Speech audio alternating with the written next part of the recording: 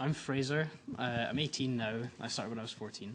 And I'm going to hopefully quickly tell you my life story in the next 10 minutes. I'd say I've always been an entrepreneur, and from a really young age was involved in money-making projects.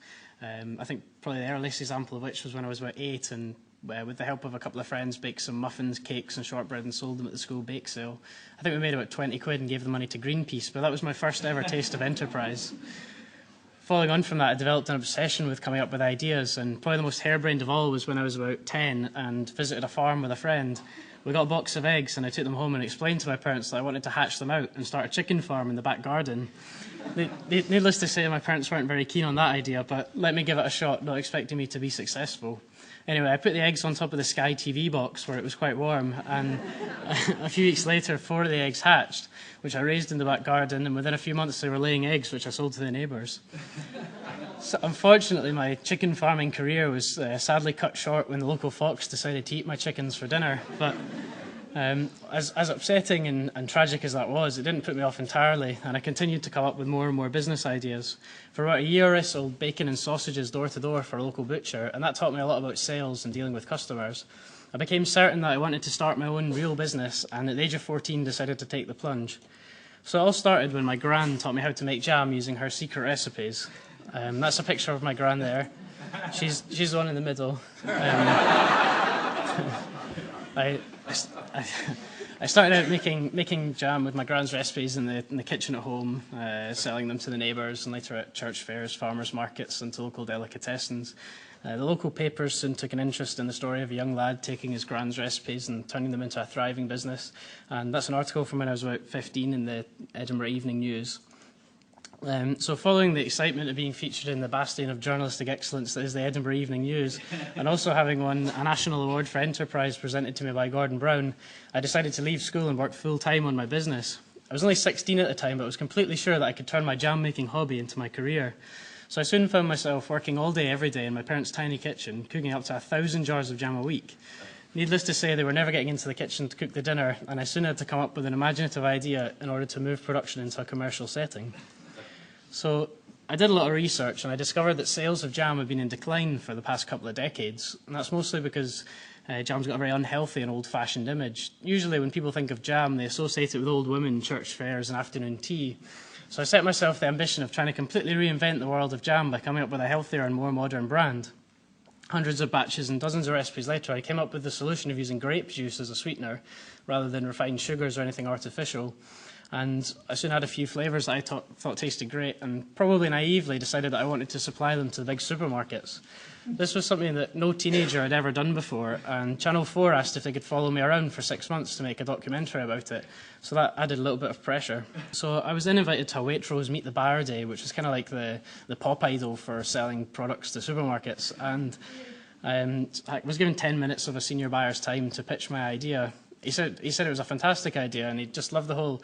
And he said it was really refreshing to see a teenager coming along and trying to reinvent something that's been around for hundreds of years. But he said that there was a long way to go until I would have a product that was ready to sit on the shelves of Waitrose. I would have to set up production, create a brand, and do a bit more work on the recipes before he would be happy.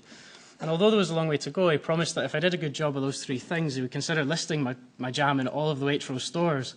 So in the back of that meeting, I decided to put everything I had into trying to create a product that Waitrose would be happy with. And a lot of my mentors at the time felt that was a risky strategy. I was putting all my eggs in one basket just on the basis of one meeting with a supermarket. But supplying supermarkets was my dream, and I thought I could do it. So I was then studying accountancy full-time at university and began by trying to create the Super Jam brand.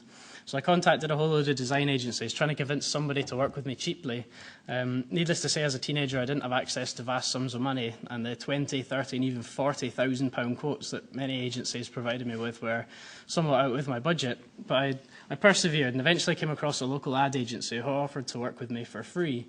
They did that because they really believed that Super Jam would be a big success and that they would benefit in the future from repeat business. There's obviously a link between Super Jam and Superman, so the designers and I thought it would be really fun to create the branding around a comic book theme.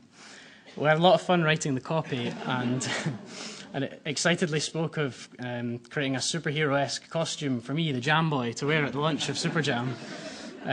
So we then had a set of labels that I thought looked really cool, and I started to try and solve the slight problem of how I was going to produce hundreds of thousands of jars of super jam to supply to the supermarkets. So I travelled around the country, from the tiny little islands off the north coast of Scotland to the big cities of England, trying to convince somebody to work with me to produce super jam. Obviously, all the big companies were a bit sceptical of this teenager coming along with no capital, no experience, and in fact, little more than just a set of recipes and a vague ambition to change the world of jam.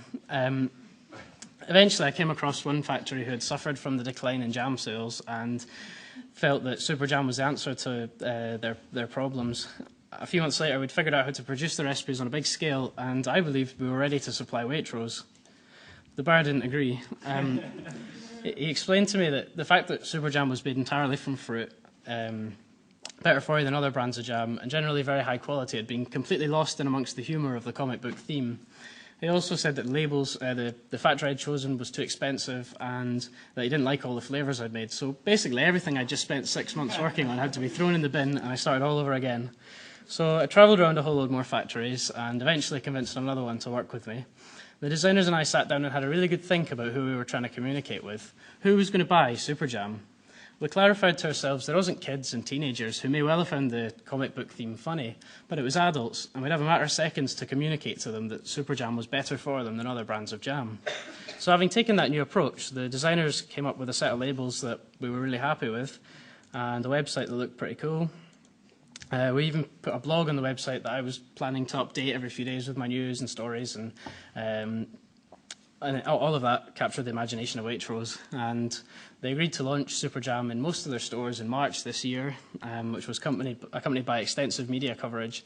I found myself being interviewed by newspapers in Taiwan to radio stations in Canada, and at one point was giving over 20 interviews a day. Anyway, in order to capitalise on all of that, I decided to travel around the country visiting the big Waitrose stores. I went to about 40, handing out samples, signing jars of jam, and discussing jam making with tens of thousands of old women. So, needless to say, the products flew off the shelves, and we've now sold about 200,000 jars. Following the success of super jam and Waitrose, Tesco, one of the biggest supermarkets in the world, got in touch and asked if they too could stock the range. 3 phone calls later, and without even needing to meet with them, Tesco agreed to launch super jam in 300 of their stores a couple of weeks ago. And again, that's been a huge success and covered extensively in the media. As a result of this runaway success, I've been gratefully received a number of awards. I won't talk about all of them, but for example, last week I had to go to Chicago for the Global Student Entrepreneur Awards, and as the name suggests, that's a worldwide competition for students who run their own businesses. All the other students were sort of running .com businesses and really high-tech inventions and all sorts of things. I was there with the jam.